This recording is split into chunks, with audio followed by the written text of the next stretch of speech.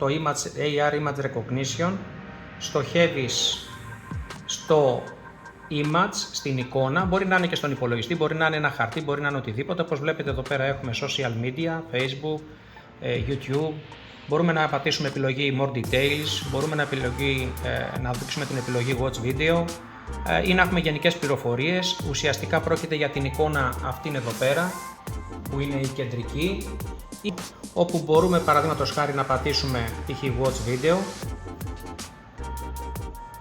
και μας ανοίγει. Τώρα μπορούμε να δουλέψουμε και offline που λέει ο λόγος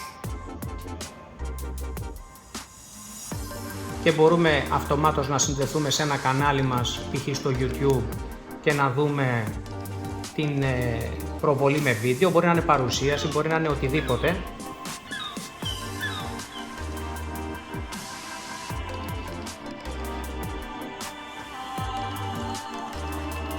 Συνήθως επιλέγουμε να είναι μέχρι 30 δευτερόλεπτα το βίντεο, κάνουμε ένα back και ξαναγυρίζουμε πάλι στην οθόνη, όπου εδώ πέρα τώρα ξαναγίνεται πάλι αυτή η ανάλυση και μπορούμε π.χ.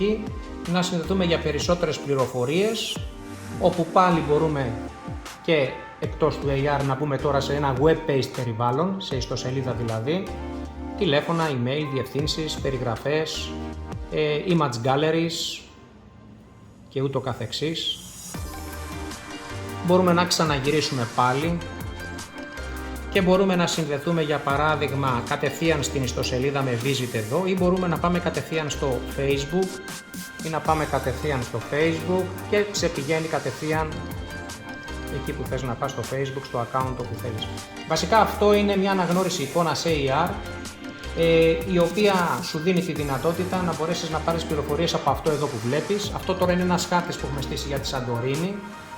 Έχει ένα QR code εδώ πάνω, το οποίο μας δείχνει επί της ουσίας από πού μπορούμε να το κάνουμε download σε Google Play και,